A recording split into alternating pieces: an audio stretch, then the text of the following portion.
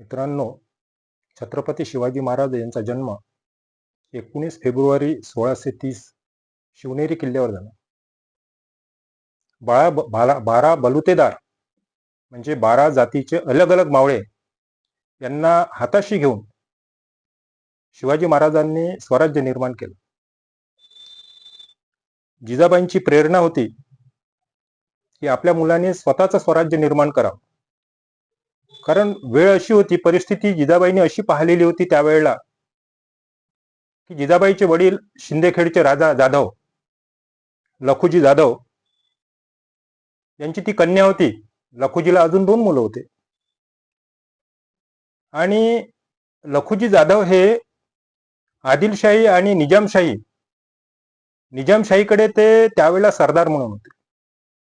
आणि सरदार म्हणून असताना त्या सरदारामधला दुसरा मुसलमान सरदार जो होता तो सतत यांचा हेवा करायचा. कारण यांची जी तलवार आहे ती तलवार तळपती तलवार राहायची आणि त्या तलवारीच्या भरोशावर निजामशाहीचा जो राजा आहे तो लखुजीला जवळचा म्हणायचा. परंतु बाकीच्यांना ती यांची तलवार आणि यांचं जे वर्चस्व आहे ते सहन न होत झाल्यामुळं एके दिवशी औरंगाबाद जवळील दौलताबाद ह्या किल्ल्यावर निजामाचे कान भरल्यानंतर लखुजी आणि त्यांचे 2 मुलं भेटण्याकरता त्यांना बोलवण्यात आलं. आणि त्याच वेळेला लखुजीचा घात गेला. सभोवती तलवारी चालल्या. लखुजीचे 2 मुलं आणि लखुजी राजे हे त्या ठिकाणी मारल्या गेले.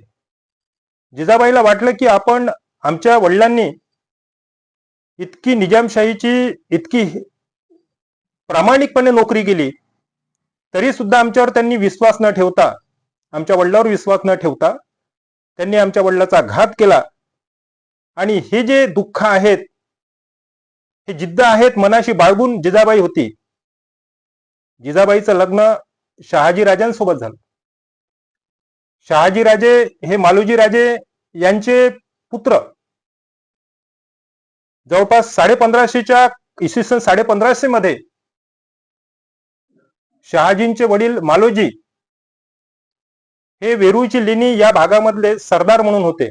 आधी ते लखुजी राजांकडे नोकरीला होते.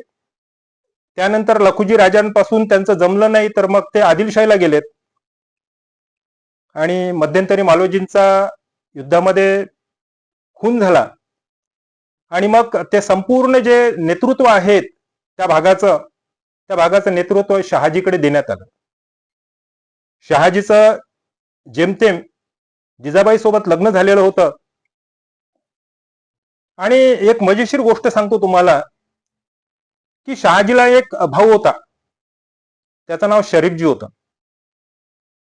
शरीफजी आणि शहाजी हे दोन्ही भावांचे नाव जे आहेत हे मुस्लिम समाजाला पूरक असे आहेत. आपण कधी कधी म्हणतो की इतिहासामध्ये कधी कधी आपल्याला खोटं सांगितलं जाते की शिवाजी महाराज हे मुसलमानाच्या विरोधात होते. जर शिवाजी महाराज किंवा भोसले घराणं जर हे जर समजा मुसलमानांच्या विरोधामध्ये असतं तर शरीफजी आणि शहाजी हे जे नाव आहेत हे नाव मालोजींनी कसं ठेवलं असतं?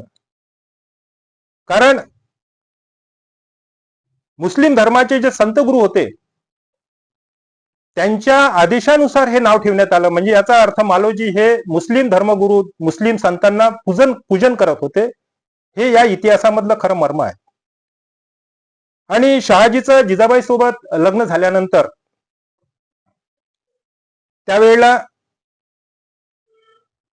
शहाजीची नेमणूक ही कर्नाटकमध्ये आदिलशाही करतो. कारण आदिलशाहीचा काही भाग जो आहे बंगलोरकडे सुद्धा होता. आणि तिकडला जर समजा प्रपंचाचा वेढा जर सांभाळायचा असेल आणि तिकडलं जर साम्राज्य सांभाळायचं असेल तर असा लढवय्या योद्धा कोण, तर तो एक शहाजी आहे. आणि म्हणून शहाजीची नेमणूक आदिलशाही तिकडे करतो. शहाजी राजांना 2 पत्न्या असते. जिजाबाईच्या सोबत अजून जिजाबाईची सबत असते. त्या सवतीचा एक एकोजी नावाचा मुलगा असतो. आणि जिजाबाईला महाराष्ट्राच्या दख्खन भागामध्ये ठेवल्या जाते. आणि त्या दख्खन भागामध्ये शहाजी राजे ज्यांना त्यावेळेला जहागिरी म्हणून या भागामधलं पुणे आणि हा विस्तीर्ण असा छोटासा भाग दिला जातो. पुण्यामध्ये शहाजी काय करतो की शहाजी एक लाल महाल तयार करतो, मोठा असा लाल महाल. आज आपल्याला त्या लाल महालाची परिचिती देत नाही, आपण शनिवारवाड्याचंच नाव घेतो. परंतु लाल महाल तुम्हाला जर मी इतिहासामध्ये पुढे सांगितलंच की शाहिस्ते खान 1 लाखाची फौज घेऊन तो लाल महालामध्ये कितीतरी महिन्यापर्यंत होता. म्हणजे तो लाल महाल हा जो पुण्यामधला किती प्रचंड आणि मोठा असावा हे कल्पना केलेली बरी. आणि शिवनेरी किल्ला जो आहे तो जवळपास 84 किलोमीटरवर होता. शिवाजी महाराजांचा जन्म जो आहे तो शिवनेरी गडावर झाला. शिवनेरी गडाचा जो किल्लेदार आहे तो शहाजी राजांचा युवाई होता. आता व्याही कसा, तर शिवाजी महाराजांचा एक मोठा भाऊ होता संभाजी. त्या संभाजीला या किल्लेदाराची मुलगी दिलेली होती. त्याच्यामुळं या किल्लेदाराच्या आणि नातेवाईकाच्या जवळ म्हणून जिजाबाईला ठेवण्यात आलं आणि जवळपास 7 ते 8 9 वर्षपर्यंत शिवनेरी किल्ल्यावर बालपण गेलं. या बालपणामध्ये शिवाजी महाराजांनी जिजाबाईंनी जे गोरगरीब झोपडीत आजूबाजूला राहणारे जे मावळे आहेत, जे अनेक गोरगरिबांची मुलं आहेत, जे अनेक जातीमध्ये विखुरलेले आहेत, ज्यांच्या अंगाला कपडा नाही आहे, ज्यांना पोटाला अन्न नाही आहेत, अशा पोरांना आपल्या मुलाला मित्र केले. शिवाजी महाराजांनी सुद्धा त्याच्या घरी चटणी भाकरी खाल्ल्या.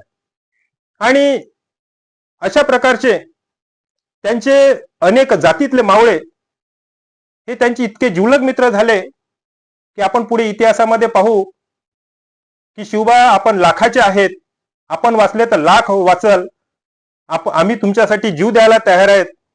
अशा पद्धती तानाजी मालुसरे सारखे, येसाजी कंक सारखे, बाजीप्रभू देशपांडे सारखे असे आपल्याला इतिहासामध्ये असे सुवर्ण अक्षरांनी लिहिण्यासारखे आपल्याला मावळे सापडतील. शिवाजी महाराजांजवळ एक मित्र होता, तो बहिर्जी नाईक नावाचा. बहिर्जी नाईक हा शिवाजी महाराजांचा उजवा डोळा होता. शिवाजी महाराज ज्या ज्या विजयाकरता किंवा ज्या ज्या किल्ल्यावर चढाई करता जायचे त्या आधीची संपूर्ण माहिती बहिर्जी नाईकनी जशी आणि तशी आणून ठेवायची.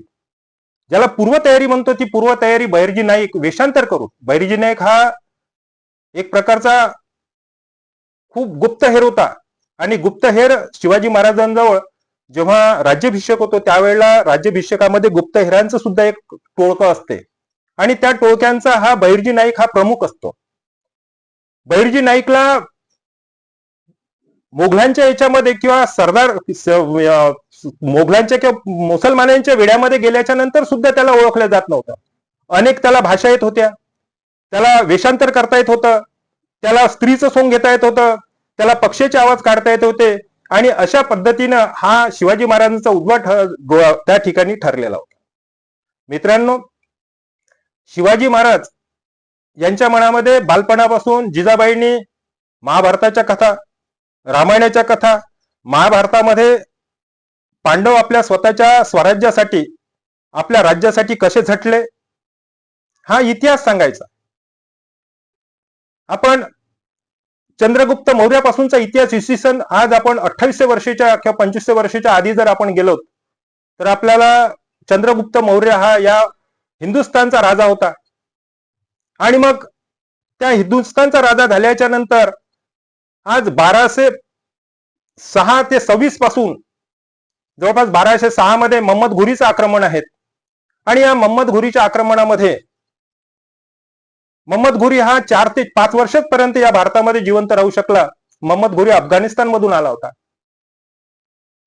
आणि मोहम्मद घुरीचे जे दत्तक होते, ज्याला गुलाम म्हणतो, 4 गुलाम, एकब नावाचा गुलाम जो होता तो या हिंदुस्थानमध्ये राज्य करत होता काही दिवसपर्यंत. मोहम्मद घुरी नंतर अनेक प्रकारचे सुलतानचे राज्य झालेत आणि 1526 मध्ये अफगाणिस्तानमधून बाबर आला. अफगाणिस्तानमधून बाबर हा आल्याच्या नंतर त्याच्यासोबत जर पाहिलं आपण तर जवळपास 350-400 सैनिक होते.